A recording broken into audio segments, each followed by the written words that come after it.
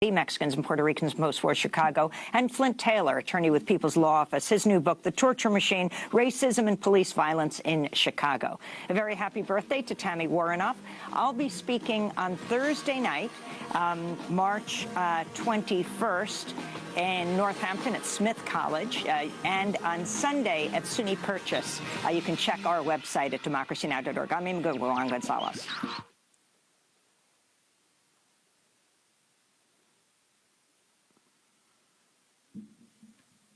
Democracy Now! Is underwritten by the French Broad Food Co-op, a grocery store focusing more on people than profit by providing living wages, supporting local farmers, and being community-owned.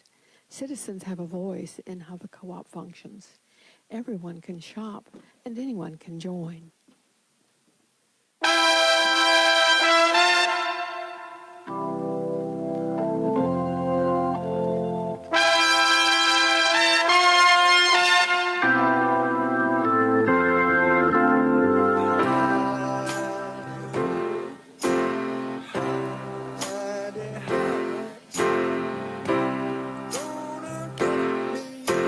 You're listening to WPVM LP, 103.7, Asheville.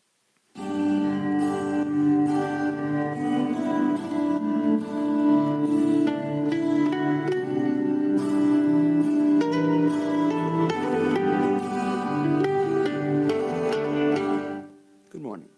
You're listening to the Blaine's World Show, heard each Wednesday here on the new WPVM LP in Asheville, North Carolina.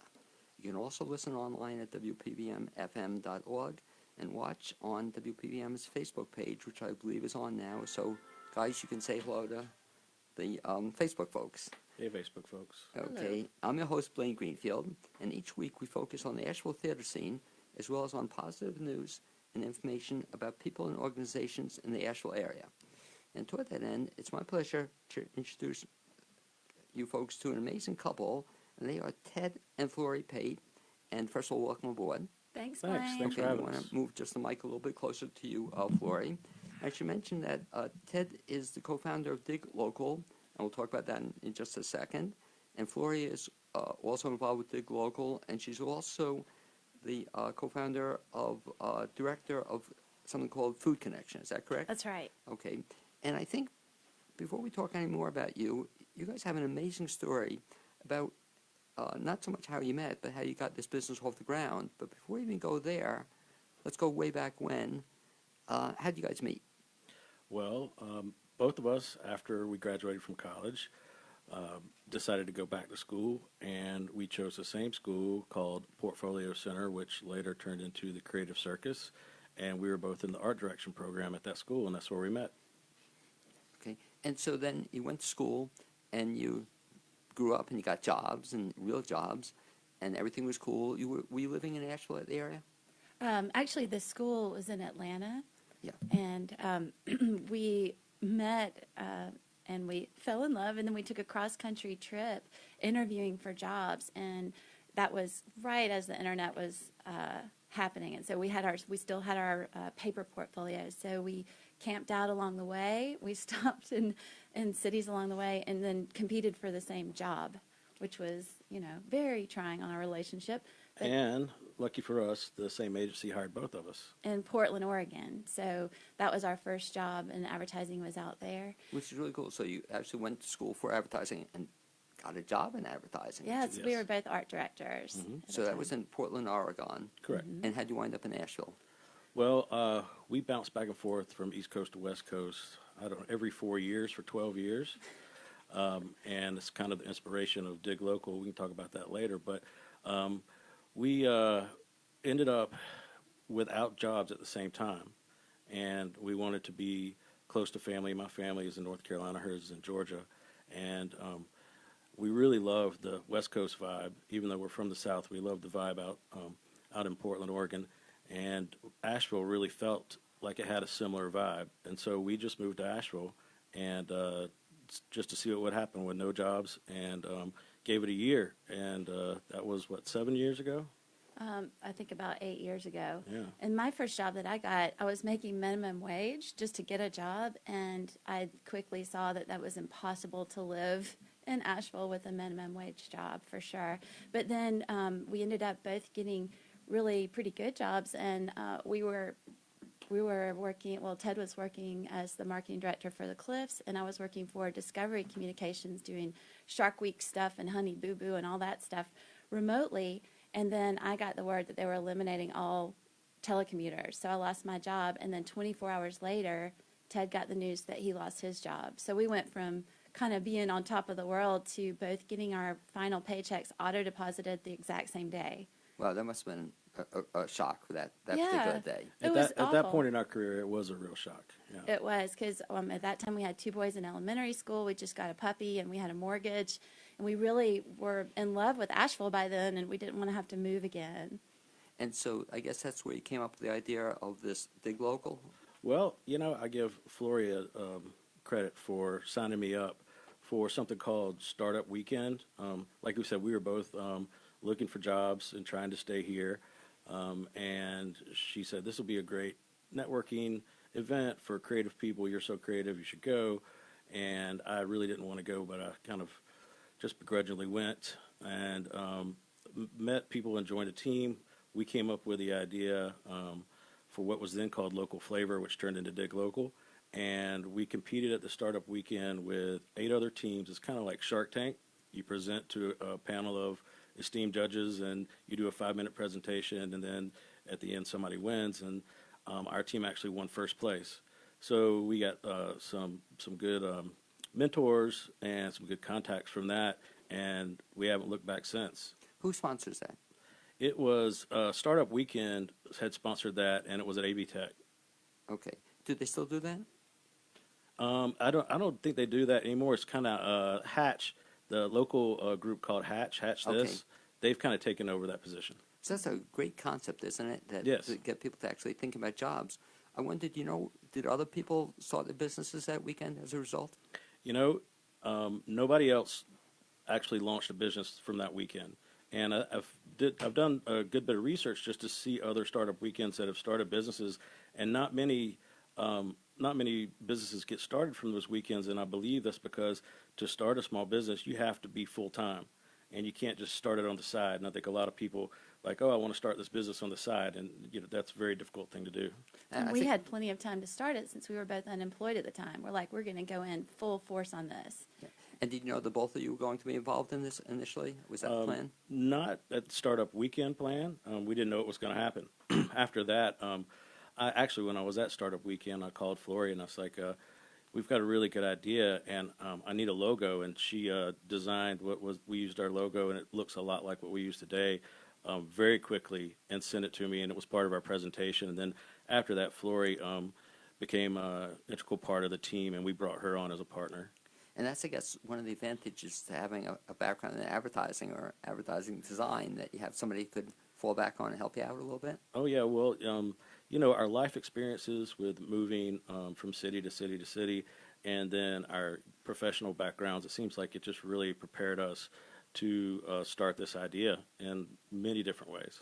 How did you come up with the idea for the name Dig Local? Well, that's kind of a funny question.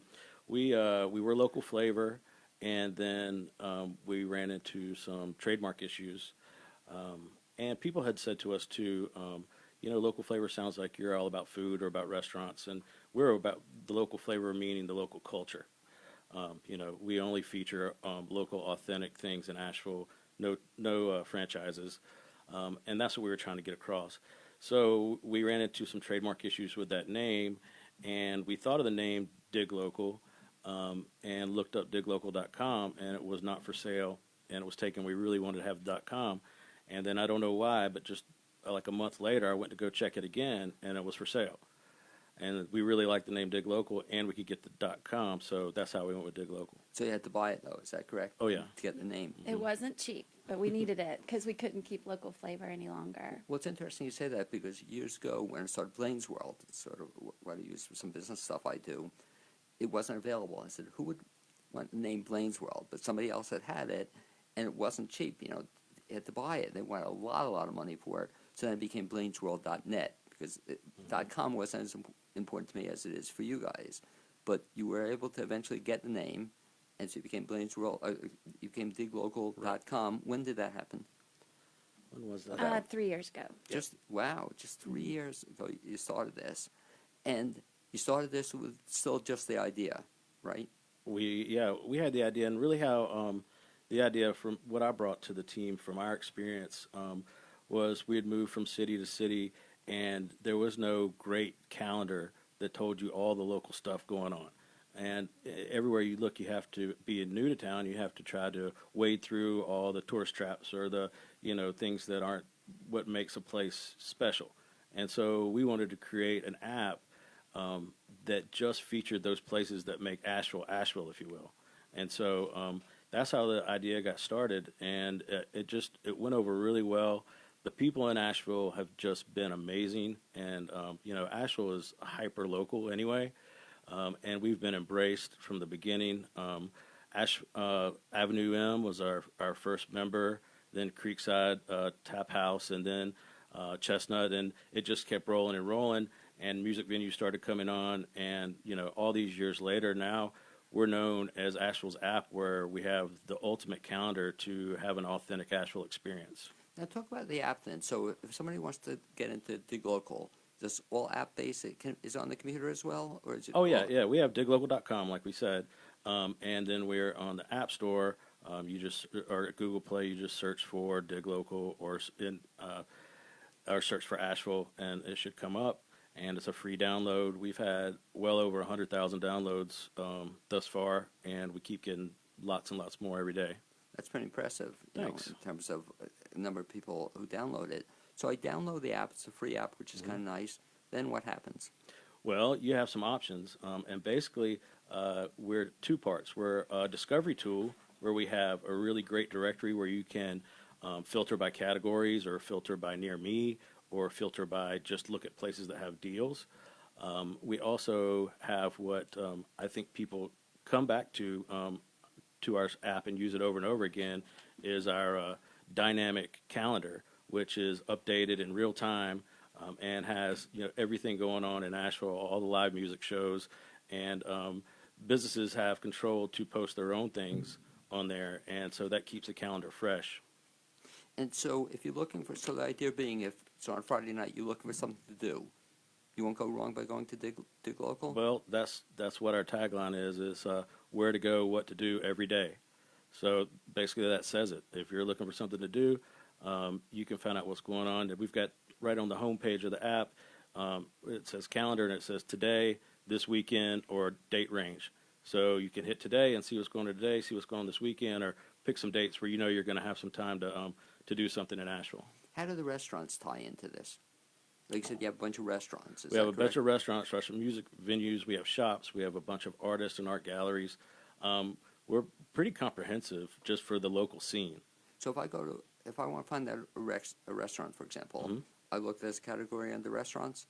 You can go to where we have our listing, and you can search just by category. So search for food and drink is what we call it. Search for food and drink, and it'll all show up there. Or you can go to the calendar and search for food and drink, and all the things that are going on with restaurants that they have posted on the app will come up and be filterable. Do I also see, can I get the menu at the restaurant, or get No, to the website? that's about one of the only things that we don't have. And then we have several opportunities for people to go to the featured businesses website or their social media. Okay, or that probably is the best bet if they want to find out more information. Right, Is it because broken? menus change quite often, and we don't want the businesses to have to update it on two different places. They just update it on their site, and we direct people that way. Is it also broken down by area? Meaning, if I'm in the North Asheville area, I can just look in North Asheville? Yeah, there's a near me feature on the app, and so it's within about a 3-mile radius, and you can say, show me near me beer and deals, and really filter it down to what you're looking for. And everybody's looking for a good deal on a beer, right?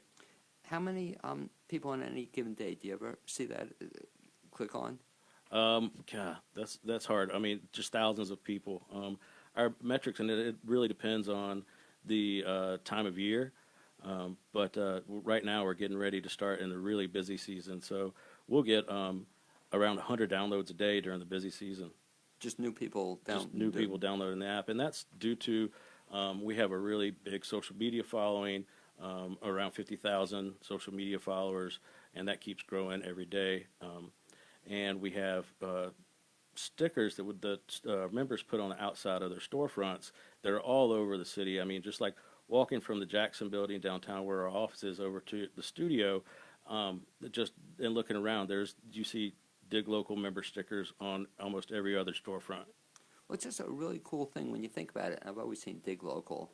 Dig Local, it's just a great way to describe Asheville, Dig Local. Mm-hmm. It gets better than using the crazy designation or something, and Right. go crazies or something, this is available to everybody. How'd you get the background to develop an app? Had that been your background at all? Well, I was working at a digital agency here in town called Synergy Point, and they were acquired by another company that basically just acquired them for their book of business and did not keep any of the employees. But when I worked there, that was the first job I got when we moved to Asheville, and I had never worked at a completely digital place before. So I jumped in with both feet and really just was just absorbed in the digital world, and it played really well to when I went to the Asheville Startup Weekend. So now you've been doing this for 3 years. Or 5 years. It's actually years. 5, I'm sorry, yeah. 5 years. Tremendous growth from starting from nothing to have all these people. Where do you see it going from here? Well, what we want to do is make our software and the things that people like here available to other cities like Asheville who have really cool, authentic things going on, and they don't want to be lost in the everywhere USA type thing where you go to the town and you're so bombarded by chains and franchises you can't discover the really cool, authentic things that makes that town special. So we want to make that our software and maybe our brand. We're still working on that, whether we want to do other Dig Local cities or we just want to make our software available for other cities to use to feature their city just like we do here in Asheville.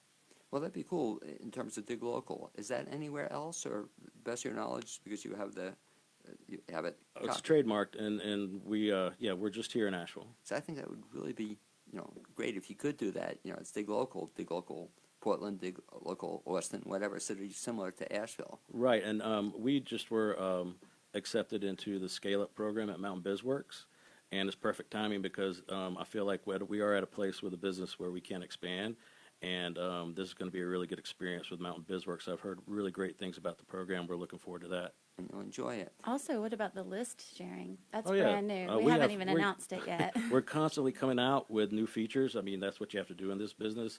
And we're innovating and coming up with stuff that nobody else has. And I'll let Flori tell you about a couple of those features. So I'm sure you've had friends come to town and they're like, Blaine, where should we go? What should we do? And you probably hammer out an email to them with all your favorite Right, places. I have and then, that, yeah. Yeah. And then if you can't find the email, it's like, oh gosh, let me start over. Well, now you don't even have to do that. You can go to Dig Local and create a Blaine's World favorites page. And then you can actually share your list of your favorite Asheville places right from Dig Local through a QR code. All they have to do is take a picture of your QR code with their phone, and all of a sudden it's all your favorite places. It shows photos. It has social media feeds. It has all sorts of links. What else? Yeah, and the next stage of that is we're always improving. The next stage of that, you're going to be able to create multiple lists for yourself. So you could be Blaine's favorite place for brunch, Blaine's favorite place for music, and you have a list, and you can go on there and share those lists via social media or with your friends. What a great idea. Now, this is going to be available to people who sign up for the app? Yeah, it's you go and you download the app, and then if you want to favorite something, Right. in which did ask you, would you like to create a list, and you create a profile, and you can put your picture on there like you do on social media, and you can type in a little blurb about yourself, and so when you share it with people, you can say Asheville native for 20 years. So I mean, it gives you some credibility to your favorites list. Well, what a great idea, because as Flori said, that's what I do all the time. People are coming to Asheville, and I actually have this ongoing list, but it keeps growing and growing, and it's Right. pain to update it. Wouldn't it be easier if I could just go to the app and just say, hey, here it is, or just send them the link? Is that the idea It's too? Or very, the email? very easy. It's very easy, and we really think, and I have to mention our employee, our director of membership, Stephen Pruitt.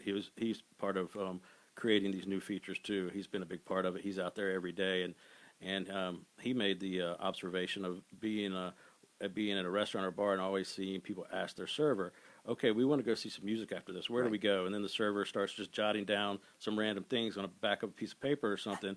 Instead of that, just if they could give them, say, here's go to this URL, diglocal.com/Blaine's favorites, and there's all my favorites in different categories. And what a great idea. So this is not operational, or it's going to be? Not, right now, you can create one list of just your favorites and share that in all the ways we've talked about. Multiple list creation and sharing should come out in about the next month. This is the first time we've even talked about it. We're debuting it on this. I know. Exciting is something. Well, another reason to go to Dig Local and get involved in the program. The one. Another cool thing I think you guys do too is you've been good for the economy as well, because I think you were telling me off the air you have now 6 employees. Yes. And the thing that impressed me, frankly, is you also have a belief in terms of paying them. Talk a little bit about how you pay them. Lori?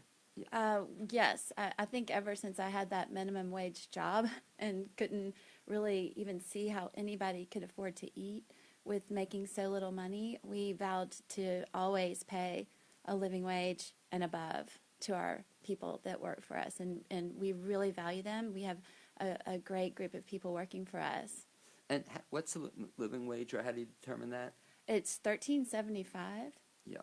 And that's with or without benefits? That's without benefits. Without benefits, which Yeah. is pretty impressive compared to living wage. Well, Yeah. I think minimum wage is $7.25. Yeah, can you imagine? No. And that people live on that. So, I mean, that's probably a good way to hopefully keep employees as well, that you had 6 employees that have been with you for a while, some of them. Yeah, Stefan Pruitt's been with us the longest. He's been with us since we were about 6 months old. Probably 4.5 years he's been with us. Yeah, yeah. And his Yeah. position is what? He's membership director. Okay. And talk a little bit, you were telling me again off the air that your business structure is kind of unique, that you have what you call members. Right. How does what does it entail to become a member? So to be a member of Dig Local, you have to be a local business and not be a franchise.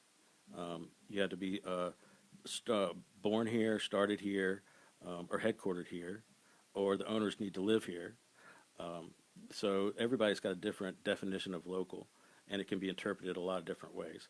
But really what we try to do is just keep, like I said earlier, the Anywhere USA type of establishments not on our app. They have a place, but it's just not on our app.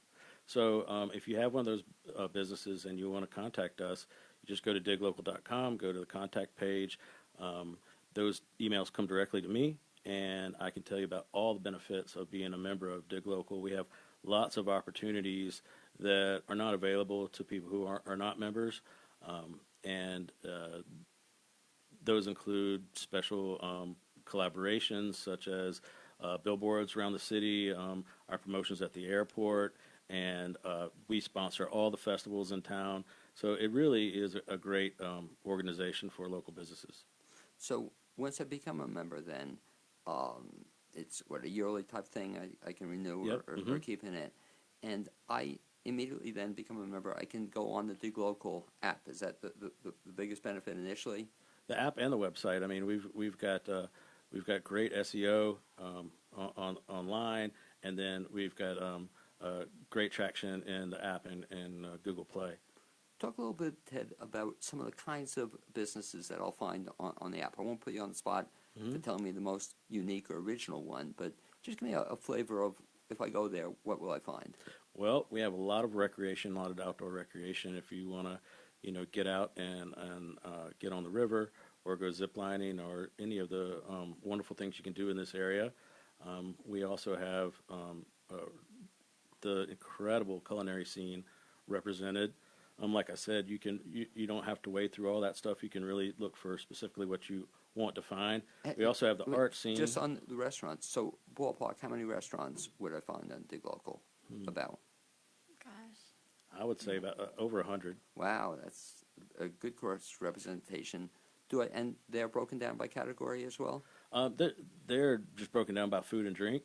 Okay. Right. And then you can search, like if you want to search for taco, or Right. Taco Tuesday, or we have Wine Wednesday and Thirsty Thursday. You know how all those different specials going on. Yeah. Right. That's So- another thing that's really unique is you can go on what's today is Wednesday, so you can see who's having specials and who's like kids eat free and things like that. So we do say pint nights, Taco Tuesdays, kids eat free, like all of that stuff you can find on the app. So that's kind of cool that in addition to finding information, that if I want to look any particular day, if there's a special for that restaurant or industry, I can find it. You can search Yes. by deals. You can click deals and just things that are discounted will show up. And there's a huge amount of our users that check it daily for music, live music shows. There's always live music going on, several options, many options every day in Asheville, which is awesome. And you can actually purchase tickets through there too. There's a Find Tickets link to take you right to purchase tickets for the show that evening. Oh, and we just also added Add to My Calendar, which integrates with your native calendar that you have on your phone or your computer. And if you're going to a show, you can sync it with your calendar, buy tickets, and you're all set, all from the app. You mentioned, Ted, the music scene. Do you also cover the theater scene as well? We do. We're working with Asheville Community Theater. Just yesterday, we met with Magnetic Theater. Great. Yeah. I was just going to suggest that. So that'd be a great resource, because when I look for theaters, I have to wade through 10 different theaters all the time, then look up 10 separate ones. What a great resource if I could just go to Dig Local and find all the theaters on a particular night, or sometimes, as you mentioned, the specials, because Asheville is just amazing. They have so many different, unique things, music, theater, everything else as well. What else do I find on Dig Local? So we talked about the restaurants, we talked about some of the beer and wine places, theater. Well, events and happenings, like live music shows, baseball games going on, festivals going on. We partner and have partnered with for 4 years with Leaf. So, we tell you about what's coming up with Leaf and where to go and what to do with that. So it's just anything that's going on in town that we think our users will be interested in.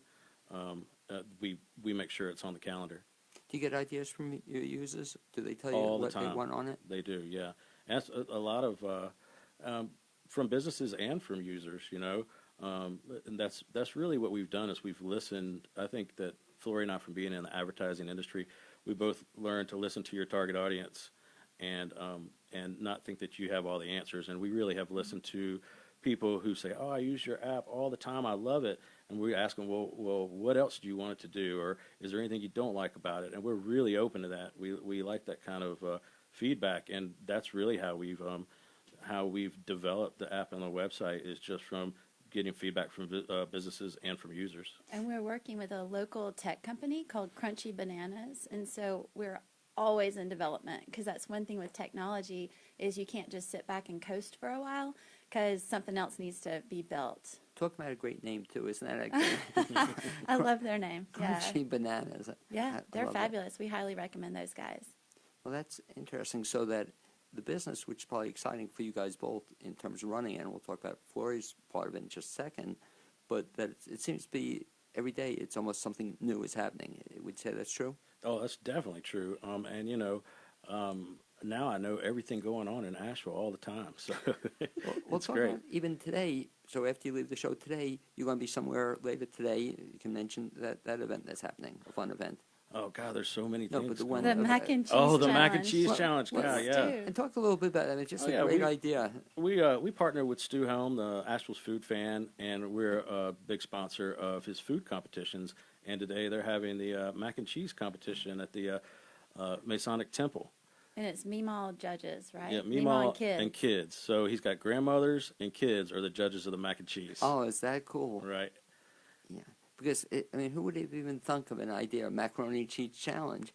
But talk about what happens, because you were at the one I judged at a couple of months ago. It was the cookie challenge. Right, right. And what was the idea behind that? Well, we work with Stu, and we have a weekly newsletter that goes out. It's very popular. It goes out on every Monday. And Stu writes a feature article on a food restaurant every other week. And in between Stu's articles, we feature a Dig Local member. And it's been really successful. It's fairly new, and it goes out to over 4,000 people once a week.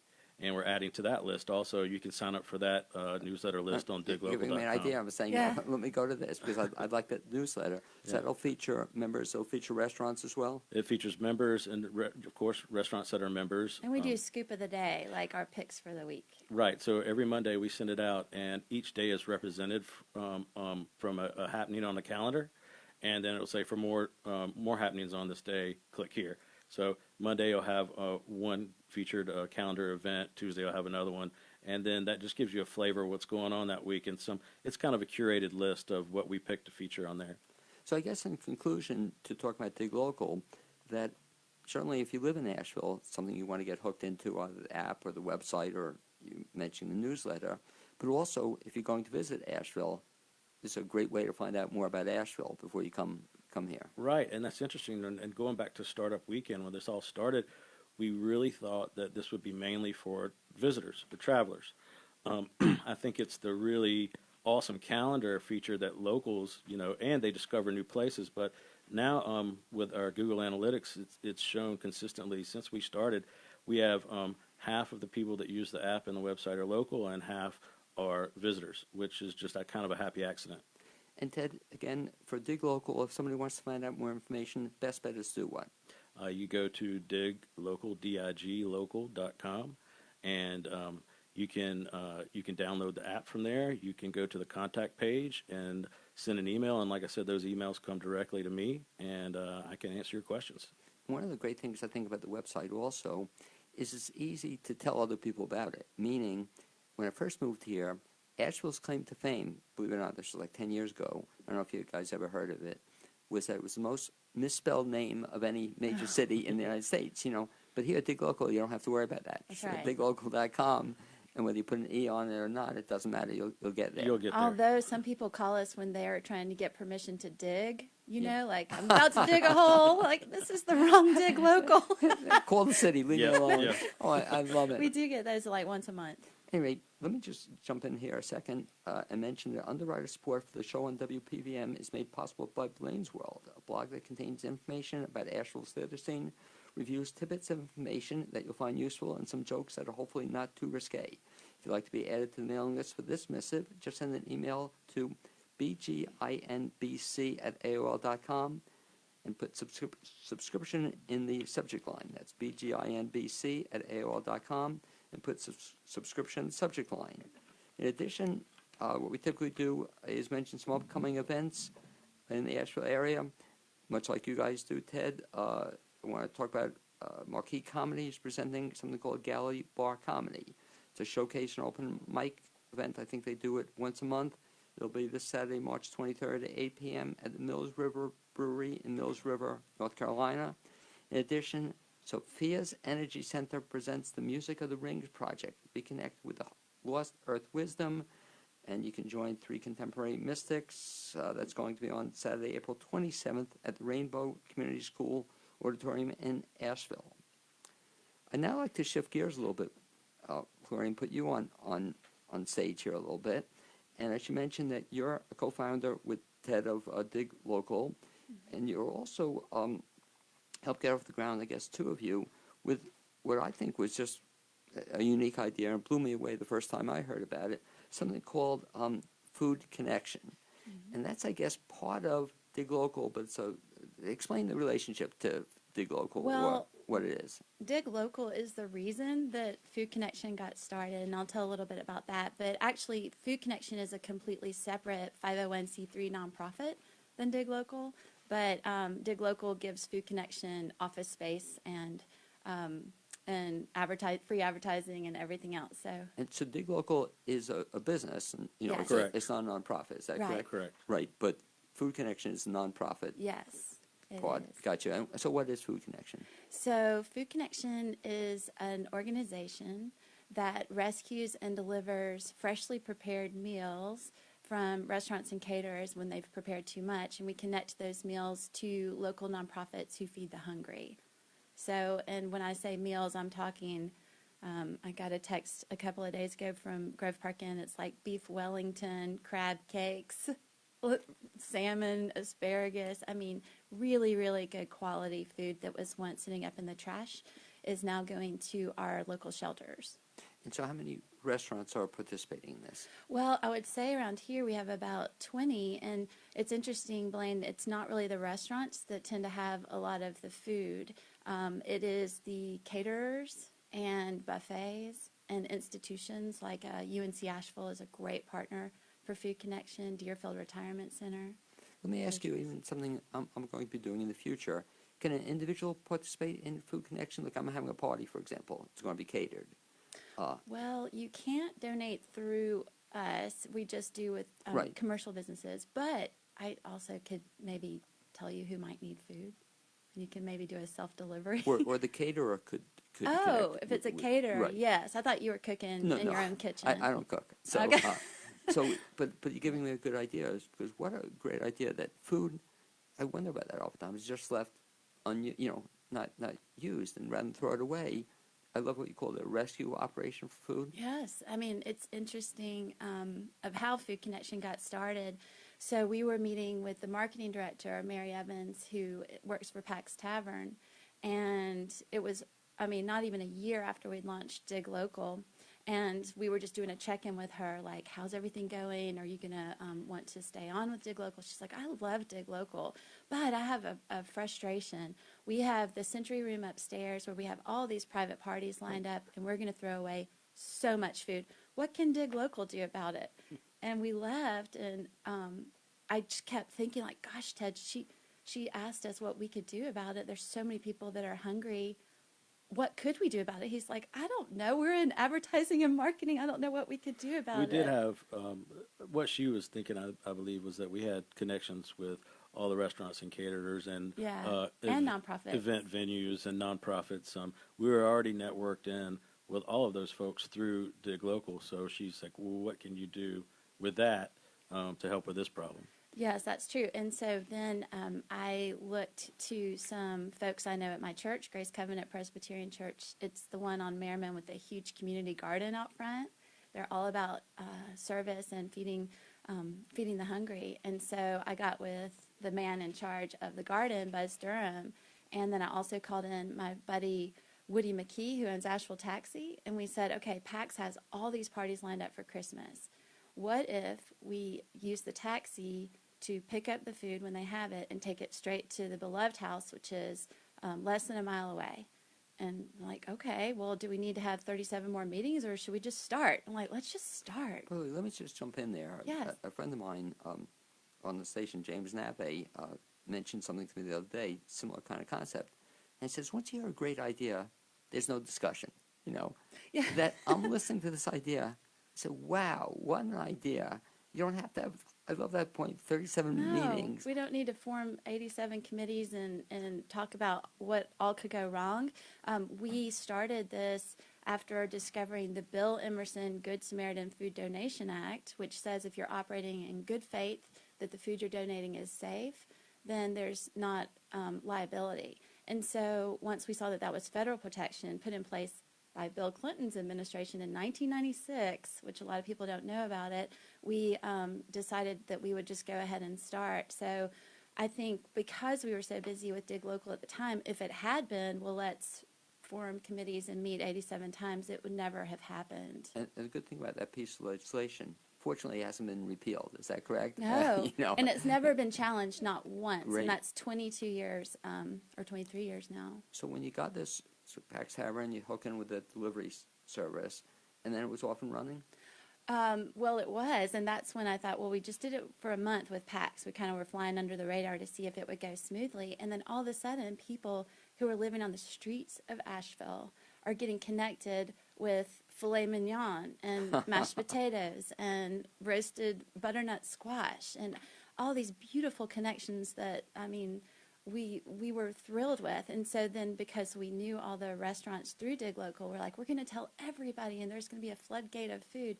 And then we quickly discovered that the restaurants, they do not have the quantity of food that the caterers have. Interesting. And Right. they said if they did, they'd go out of business. So it's really not the restaurants that have this kind of food left over. Because I was just thinking that out loud. I can imagine that at a restaurant, I always wonder how they order food. A very tough job of a restaurant or diner, how they get the right amount of food, but hopefully it's limited on their standpoint. Right. But a caterer has large amounts of food sometimes available. Well, if you think about it, Blaine, if someone has a party and they say, okay, 100 people have RSVP that they're coming, and then say, well, we can't run out of food. What if Uncle Fred is especially hungry? So we'll prepare enough food for 115 meals, And then there's a storm or Right. something. And or- realistically, anyway, 10% don't show regardless. Yeah, So you have right. 25 meals, 30 But meals. you can't run out. As a Right. caterer, you absolutely, I mean, with these expensive weddings, you cannot run out of food. So as much as people try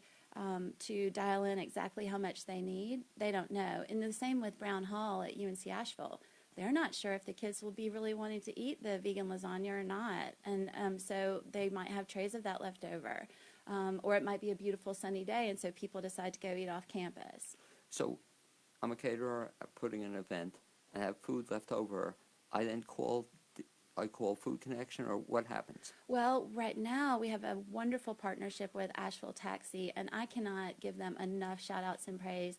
They have been so integral in our success in Asheville. So if your party is within a 4-mile radius of downtown, then we can actually dispatch a taxi to pick up the food Wow. at all hours of the day and night, which is wonderful. So shout outs, Woody McKee, if you're listening. We love you. And how many portions do people have to have? Oh, yeah, minimum portions to feed 18 people or more. So that is important. Thank you, Ted. And then, but if you're outside of the area, then you can contact our number on Food Connection's website, and that will ring directly to me. And our website is food-connection.org. And then I can do a couple of things. I can direct you where you could go to drop off the food yourself. Depending on time of day, what kind of food it is, cold storage, how much you have, and all of those things. I feel like I have pretty good pulse on that of who might need food at any given day or night. And then, so that's really kind of how it works. And then with our institutions, we have regular days of the week that we pick up. So every Saturday, we have volunteers that pick up from UNC Asheville and take the food to the Haywood Street Respite Center. Every Tuesday, it goes to Music Works after school program at Hall Fletcher, where we just put it out cold at the end of the after school program, and the parents know to bring their Tupperware containers and literally just go down the line on Tuesday and get whatever they want to heat and serve that evening. About how many organizations are you serving? Gosh, let's Ballpark. see. I would say, well, and we haven't even mentioned that we expanded into Black Mountain and Swannanoa. So I would say within Asheville, Black Mountain, and Swannanoa, we probably have 25 to 30 nonprofits that we connect with, I would think.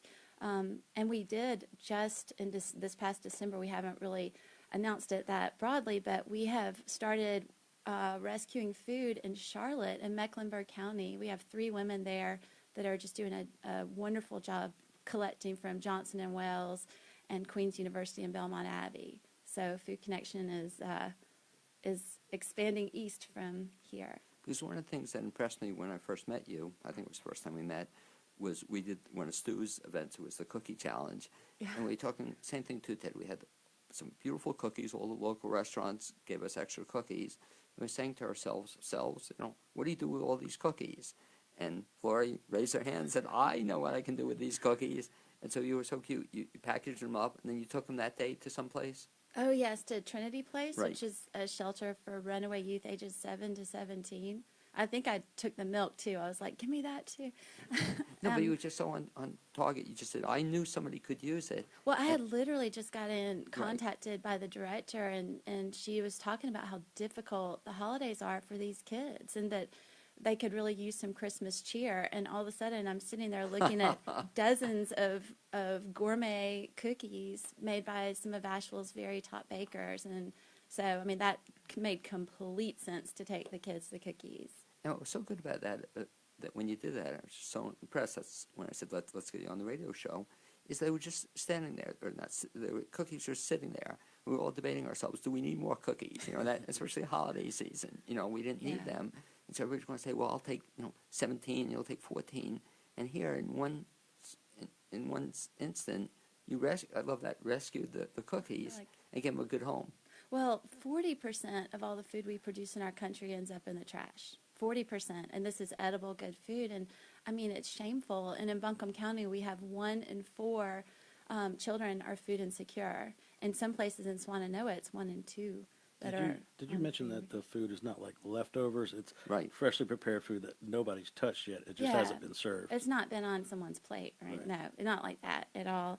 But it's trays and trays and trays of meat, protein, vegetables, whole grains, and that's all fresh. Do you know who'll be doing it today with the macaroni and cheese challenge? Oh, yes, we have rescued from there, but when there's leftover, yeah, we do. We expect today to have leftover Yeah. mac and cheese.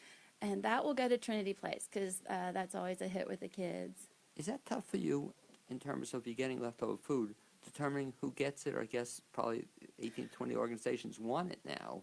Right. Well, we have a great team, Brenda and Lorraine in Black Mountain, and I feel like they've gotten really organized about who needs food and where to take it. But one challenge that we have, Blaine, is that while we're rescuing all this food and connecting it to shelters in town, there are a lot of people who can't get to the shelters.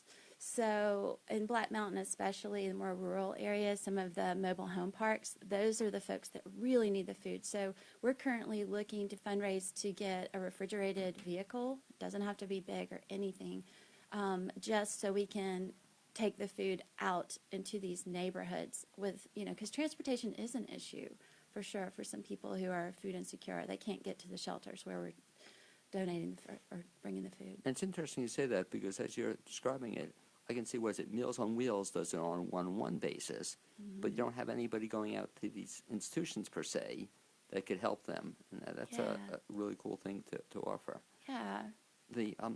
So this has been now going on for what, 3+ years, right? We launched it in January of 2015, so we're a little over 4 years, and we've rescued and delivered an estimated 130,000 fresh meals, valued at over $1 million. Where do you see it going forward? Gosh, well, we're so fortunate. We got a grant from the Community Foundation through Nonprofit You mentioned Pathways. that, yeah.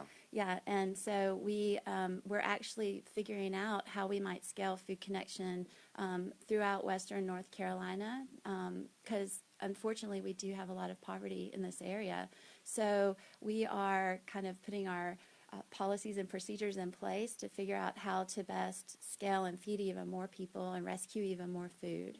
And what I do a lot is I talk to people who've been in the food industry for decades, and they really don't know about the Bill Emerson Act and that it's safe to donate food. So one thing I would love for our audience to hear today is that it is safe, and to contact me, and I'll talk your ears off about the Bill Emerson law. Well, it's everything you always want to know and then some. Right. But you kind of gave me an idea here, too, that if an individual wants to get involved in this, there are a couple of ways. One, they could volunteer through Food Connection and help out there. Right. But they could also encourage the key are the people who put together large amounts of meals, Right. in terms of mostly caterers, and then that'd be one great way to get them to all buy into Food Connection. Right.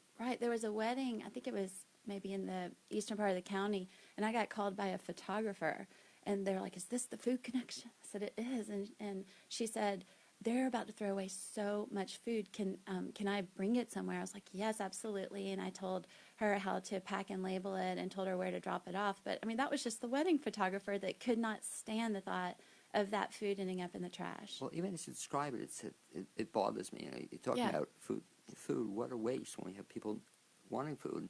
And Ted's pointing out something I want you to talk a little bit about too. But I understand you have a big event coming up too. You can talk a little bit about that event.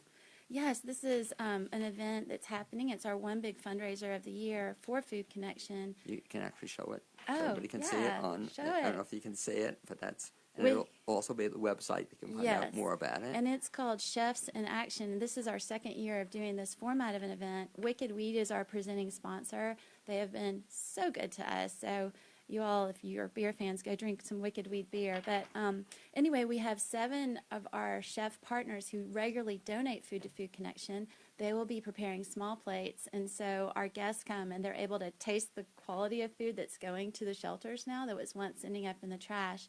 And we're going to have Abby the Spoon Lady and Chris Rodriguez, Junior James Rhythm Grill for DJ and dancing, and a raffle with wonderful Dig Local member prizes that everybody's donating.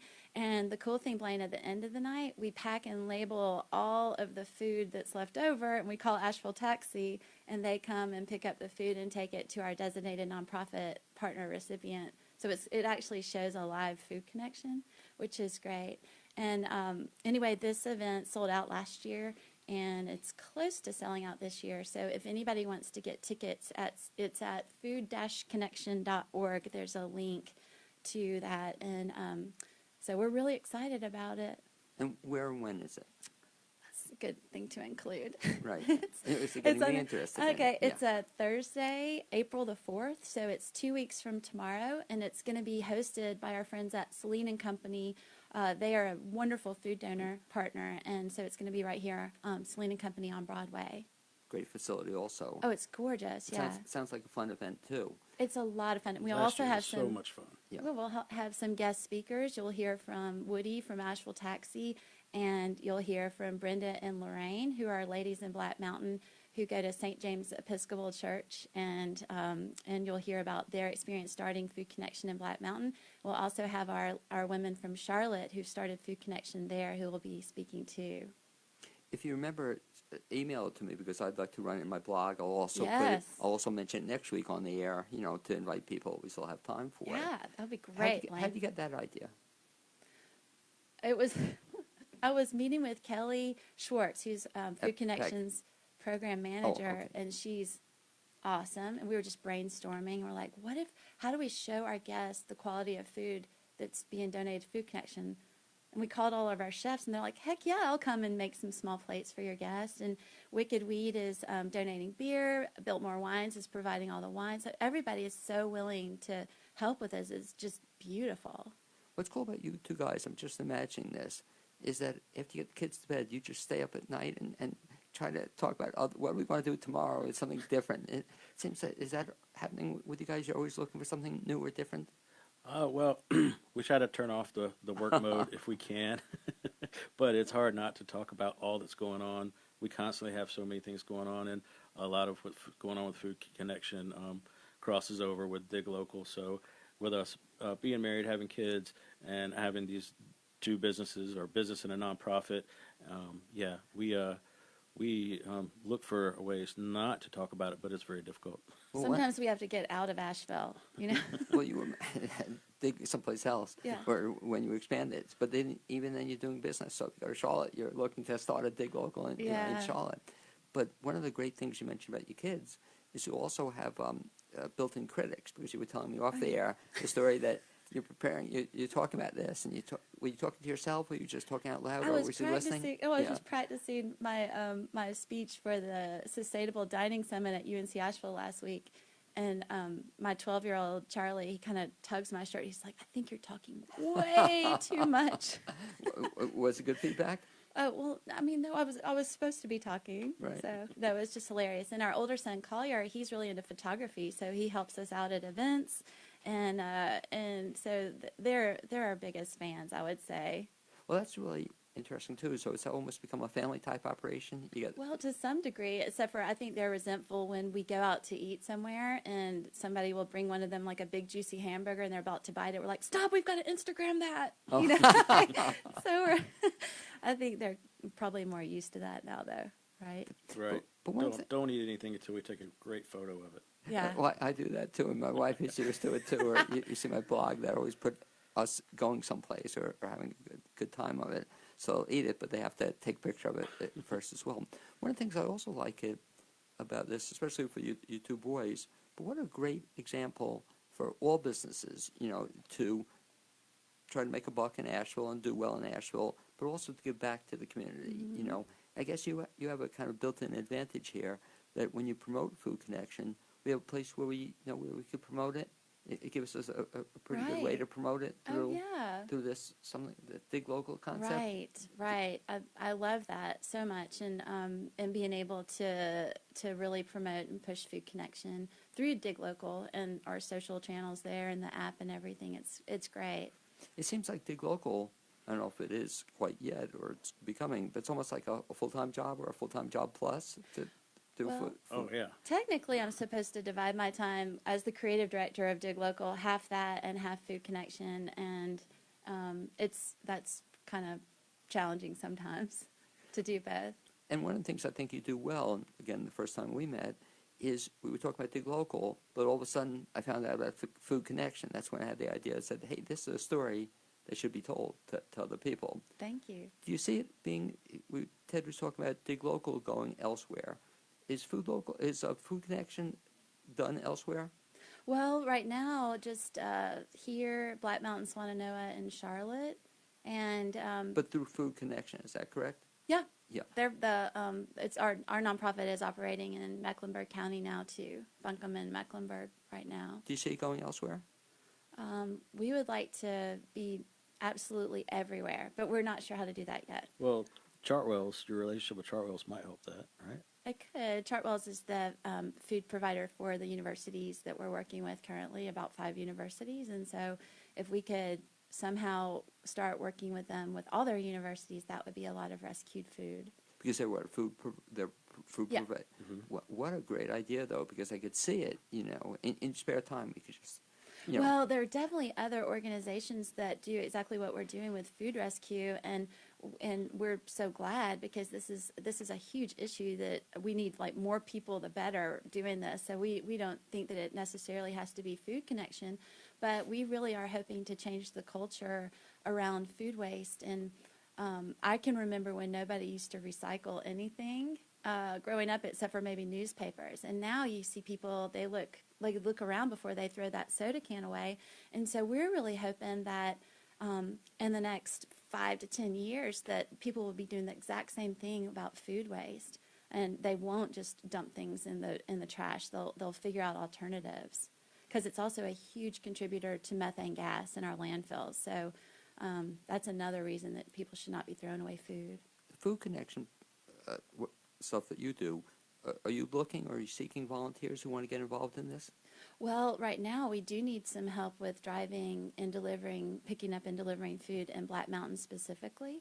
So again, if someone wants to help with that, food-connection.org, and we can get you connected to Brenda and Lorraine in Black Mountain.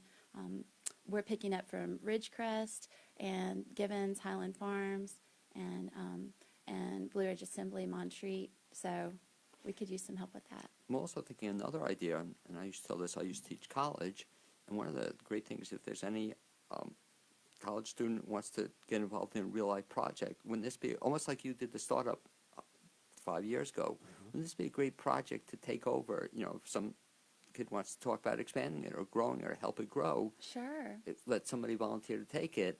And it's a real project as opposed to just an abstraction. That Right. develop a marketing plan for Food Connection and then show us how to staff it and get it off the ground. Sure. Or volunteer to get it off the ground or something like that. Absolutely. But I think students, should look to do those kinds of things, to get involved in real businesses, real nonprofits, as opposed to just writing abstract papers all the time as well. The with Food Connection, so the big event we have coming up is this event coming up Yep. on April, what is it? April 4th. 4th. Yes. Beyond that, anything else that's down the road for Food Connection? Well, don't you have a new feature on the website where people, if they can't donate their time, they can donate funds to Food Connection? Well, let's talk about that then. Is there a way for people to donate funds to Yes, Food we're, Connection? of course, you know this too. In the nonprofit world, you're always fundraising, and so we could definitely use help with that too, for sure, just to keep our operations going and help us scale. And then, of course, figuring out the refrigerated truck thing, if there's anybody out there that might have some connections with that.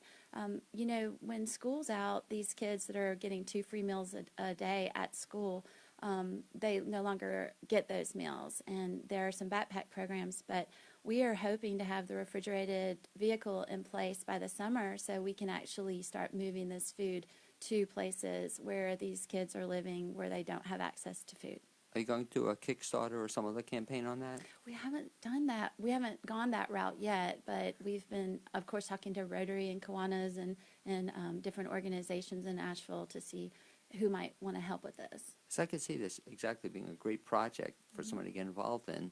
Because Yeah. again, when you mention, especially when you mention kids, that sort of has a universal appeal to it. Right. So I think that's a great idea as well. In terms of getting in touch again with Food Connection, best bet is to do what? Go to food-connection.org and just send us an email from there through our contact page. And earlier we were talking about websites and URLs and all that stuff. So we tried to get foodconnection.com, And they said, sure, you can have it for $10,000. I'm like, no, we'll just do food. We'll put the dash in there. Right. I was wondering about that. But definitely do pay attention to the dash, food dash connection, because foodconnection.org is actually in Tacoma, Washington. Interesting. They do food rescue, and my mom actually sent them money. I'm like, Mom, because she forgot to put the dash in. I'm like, Wow. you know, To they repeat it- refunded it to us, but anyway. Very nice. Repeat it one final time. To get in touch with, first of all, Food Connection. Yes. Flori, the best bet is to what? Food-connection.org. Okay, and you can find out all about the upcoming event you're having. We just redid our website, so you can see videos, you can see who our food donor partners are, the food recipient partners, links to our events. You can see what's going on in Charlotte and Black Mountain, and you can also donate to us if you would like. Great. And lastly, Ted, to get in touch with Dig Local, best bet? Just go to diglocal.com, and we have contact phone number and email there, and we're always open to feedback. And you can also get the newsletter from there as well. Also sign up for our weekly newsletter, which is really taken off. And that's what I'm going to do after the show. Great. I'd like to thank you both, Ted and Flori Pate, for being my guests this week on the Blaine's World Show. Thanks, Blaine. Yeah, thanks for having us. This was fun. I'd like to also thank Amy Prisnash, my producer, and Zuzu Wells, who provided the music you heard at the beginning of the show and I'll be hearing at the end. Look forward to having you join me next Wednesday at 9 a.m. here on the new WPVM LP in Asheville. Repeat the show on Saturday morning at 9, and you can also look for us on WPVM's Facebook page.